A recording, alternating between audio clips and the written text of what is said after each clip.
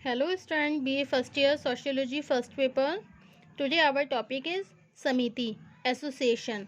Okay, आज हम बात करते हैं समिति के बारे में. समिति क्या होती है? What is associations? ओके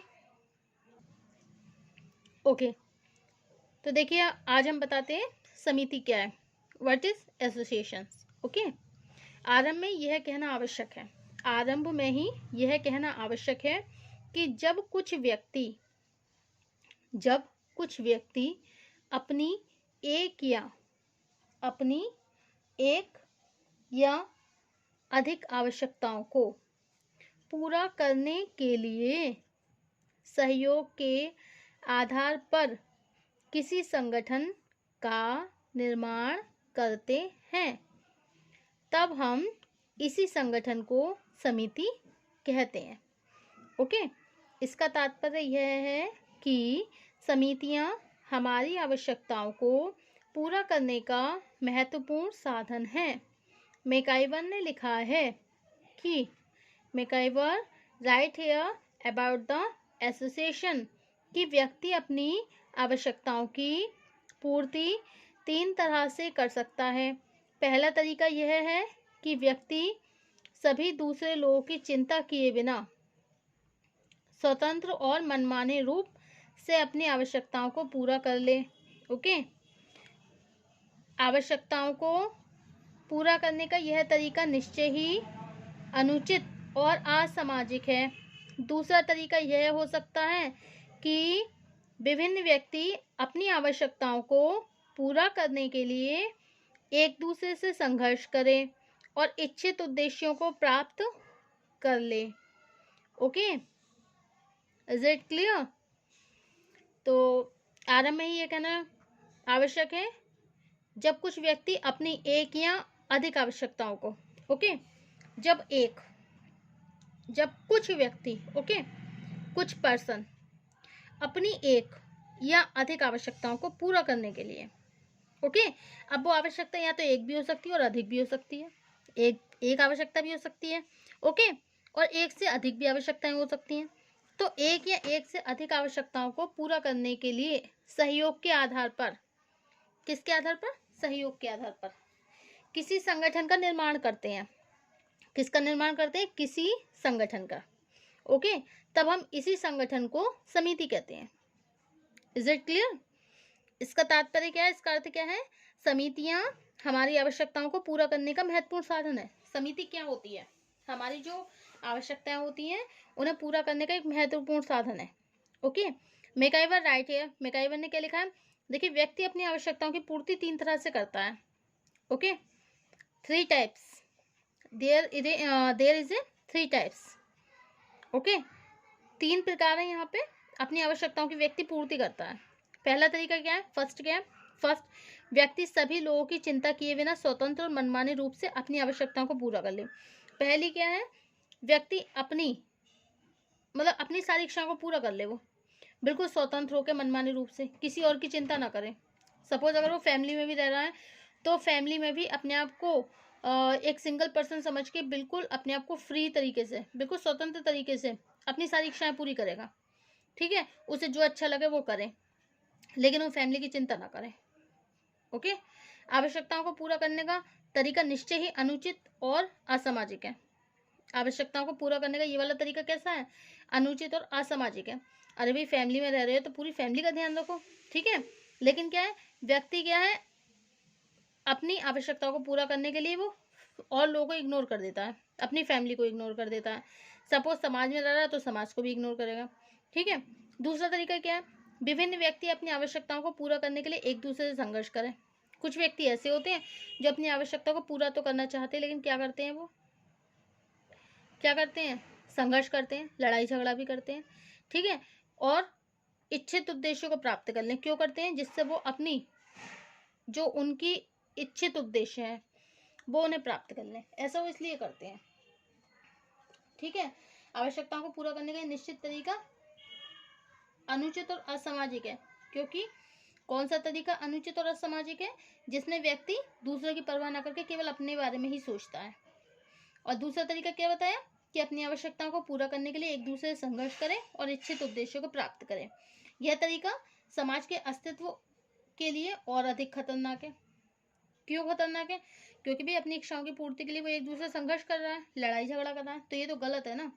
अच्छा, तीसरा तरीका सर्वोत्तम है। तीसरा तरीका कौन सा है? जिसमें क्या करता है व्यक्ति, जिसमें अपने उद्देश्यों की पूर्ति के लिए मिलजुल कर कार्य करे और सहयोग के द्वारा समाज को संगठित बनाए। ओके, तीसरा तरीका क्या है? तीसरा तरीका है जिसमें व्यक्ति मिलजुल कर कार्य करे और सहयोग के द्वारा समाज को संगठित बनाए। समिति की अवधारणा आवश्यकता की पूर्ति के इस तीसरे ढंग से ही संबंधित है।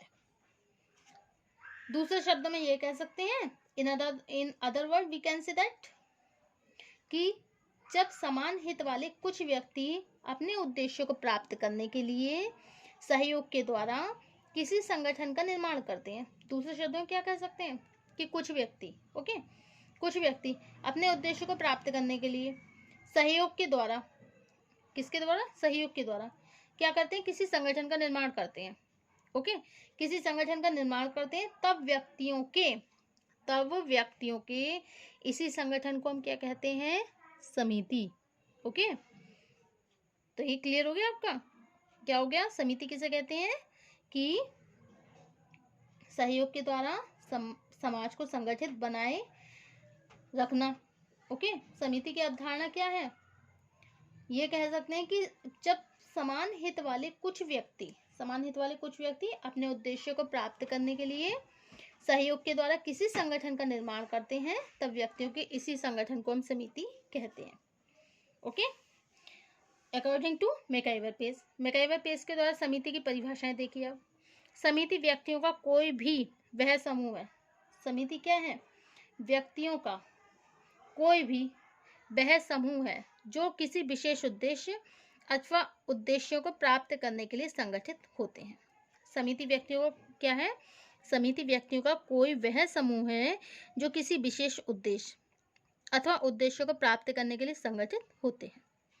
ओके, तो मैकआइवर ने क्या कहा है? समिति क्या है? व्यक्तियों का एक समूह है। ये कोई भी समूह लगा लो, व्यक्तियों का कोई भी समूह जो किस लिए इकट्ठा किया था, किस लिए संगठित किया था? किसी विशेष उद्देश्य या उद्देश्यों को प्राप्त करने के लिए। ओके, अच्छा, अब नेक्स्ट है अकॉर्डिंग टू बोगार्डस के अनुसार किसी विशेष उद्देश्य को प्राप्त करने के लिए मिलजुल कर कार्य करने वाले व्यक्तियों के समूह को समिति कहते हैं। सपोज किसी भी विशेष उद्देश्य को प्राप्त करना है, अब उस विशेष उद्देश्य को प्राप्त करने के लिए मिलजुल कर कार्य कर रहे हैं। ठीक है, मिलजुल कर कार्य करने वाले व्यक्तियों के समूह को हम क्या कहते हैं? समिति कहते हैं। An association is a group organised for the pursuit of an interest और group of interest common. Okay, किसके अनुसार है ये? मैकआइवर पेज ने क्या लिखा है? An association is a group organised for the pursuit of an interest और group of interest, okay, in common, interest in common. Okay, तो किसके अनुसार है? मैकआइवर पेज के द्वारा समिति व्यक्तियों का कोई वह समूह है जो किसी विशेष उद्देश्य अथवा उद्देश्य को प्राप्त करने के लिए संगठित होते हैं। ओके, अब नेक्स्ट डेफिनेशन है आपकी जिन्सबर्ग के अनुसार।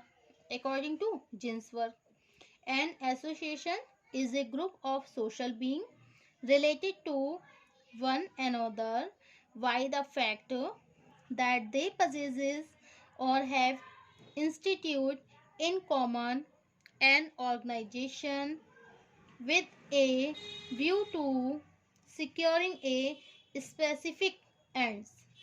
Okay, क्या है? An association is a group of social beings related to one another by the fact that they possess or have a institute in common or organization with a view to securing a specific end. ये किनके अनुसार है? ये है Ginsburg के अनुसार। तो Ginsburg ने ये डेफिनेशन किसकी बताई है? किसकी बताई है? समिति की, कि किन्हीं निश्चित उद्देश्यों को पूरा करने के लिए जब कुछ व्यक्ति सहयोग के आधार पर संगठन की स्थापना करते हैं, तब इसी संगठन को हम समिति कहते हैं।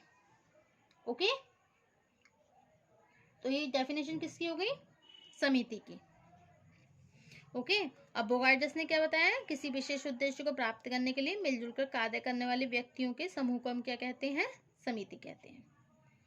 ओके ओके, तो इन परिभाषाओं से स्पष्ट होता है कि समिति उन व्यक्तियों का एक संगठन है। इन सभी परिभाषाओं से स्पष्ट होता है कि समिति उन व्यक्तियों का एक संगठन है जो कुछ निश्चित उद्देश्यों को पूरा करने के लिए योजनाबद्ध रूप से बनाया जाता है तथा जिसके अंतर्गत सभी सदस्य कुछ नियमों का पालन करते हुए एक दूसरे को सहयोग प्रदान करते हैं। जिसके अंतर्गत सभी सदस्य कुछ नियमों का पालन करते हुए एक दूसरे को सहयोग प्रदान करते हैं। ओके, इससे यह भी स्पष्ट होता है कि व्यक्तियों के केवल उसी संगठन को समिति कहा जाता है। व्यक्तियों के उसी संगठन को समिति कहा जा सकता है जो समाज द्वारा मान्यता प्राप्त नियमों के द्वारा कार्य करते हैं, जिन्हें समाज द्वारा मान्यता प्राप्त होती है। ओके, और जो नियमों के द्वारा ही कार्य करते हैं तथा जिसके उद्देश्य समाज विरोधी नहीं होते हैं। जिसके उद्देश्य कैसे नहीं होते हैं, समाज विरोधी नहीं होते, मतलब समाज भी एक्सेप्ट करता है उनके नियमों को। ओके, समाज के अगेंस्ट नहीं चलते हैं वो। यदि कुछ व्यक्ति किसी समाज विरोधी उद्देश्य को लेकर एक संगठन का निर्माण कर लें, ओके, तो इसे समिति नहीं कहेंगे हम। अगर समाज विरोधी उद्देश्य को लेकर एक संगठन का निर्माण कर लें तो इसे समिति नहीं कहेंगे। समिति की इसी अवधारणा को इसकी अनेक विशेषताओं के द्वारा स्पष्ट किया गया है। इनकी कुछ विशेषताएं भी है, समिति की विशेषताएं। ओके, तो इन समिति की विशेषताओं के बारे में आपको हम कल बताएंगे। समिति की विशेषताएं जैसे कैरेक्टरिस्टिक्स ऑफ द एसोसिएशन, इसमें क्या है, कुछ मैं पॉइंट बता रही हूँ आपको। फिर भी देखिए, जैसे समिति क्या है, व्यक्तियों का संगठन है। कुछ निश्चित उद्देश्य भी आते हैं इसमें, विचार पूर्वक स्थापना भी आती है, ऐच्छिक सदस्यता आती है, एक औपचारिक संगठन भी आता है, सुनिश्चित नियम आते हैं, समिति एक साधन है। तो ये सब कुछ इसमें पॉइंट भी आते हैं। I will tell you about the characteristics of the association in tomorrow. Okay, thank you.